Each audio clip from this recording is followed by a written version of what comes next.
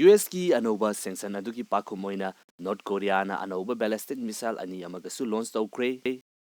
world order अमसुंग geopolitics की ओइबा अनौबा update अमदा तरामना उक्सरी ngasidi hojik lairiba North Korea amasung US ka gi marakta lairiba fibam masigi matangda khari yengminasi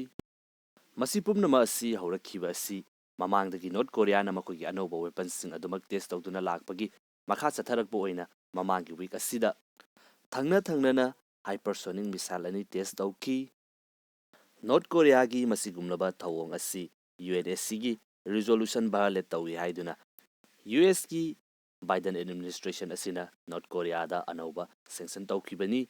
sanction asida men oina target tawriba asi China da leiba North Korean mioi manga handak pangthokhiba test aduda changba equipment amasung technology provide tawbada achauba role lawkhiba makoibuni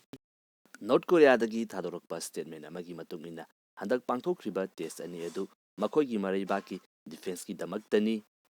masida Biden administration na lokhalakliba khongthang asida North Korea na yaningdabu fongdoktuna makoigi mathakta achauba action lokhalakpa yai haiduna warning pirakhrabani masigi matungdani amuk anauba missile ani amaga amuk test tawkriba asi USA gi maikaidakisu hojik asi United Nations dagi anauba sanctions sing North Korea da impose tawnabagi damakta yamna kana pressurize tawri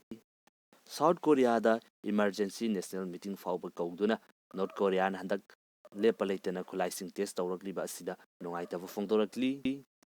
Japan asu masida yaningdaba fongdokpaga loinana masibu counter tawnaba kusu khulaising sem saba fauba haukhre mathangda handak thokkiba Kazakhstan gi oiba isu adumuk yingminasi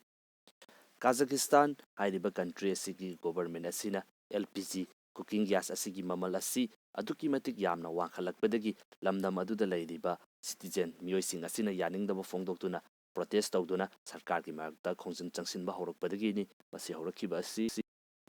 country asigi ayama sarukta miyam thoraktuna yamna chawba protest paksana chathagi aduduga asok apan amasung manchangi amata kaya ama thokki masigi matungda Kazakhstan ki government resign tawki protester sing adubu namthanabagi damakta warning amata pidana protest tawba lakliba mioising aduda nongmai kapnabagi order su piki hairiba order sida European Union amasung Europe ki country sing asina yaningda wafam kaya amasu phongdoknaki protest asi namthanabagi damakta Russia dagi mateng niki aduga Russia dagi troop kaya ama hoji Kazakhstan da tharaktuna situation asibu control tawnabagi damakta leiri makoisu athuba matamda halagani haibagi report su adumak ubo fangle protest asi LPG maman hengatpadagi haurakpa taragasu hana president oiramba miyamna dictator amagumani hainariba mioi aduda yaningdaba fongdokpa aduga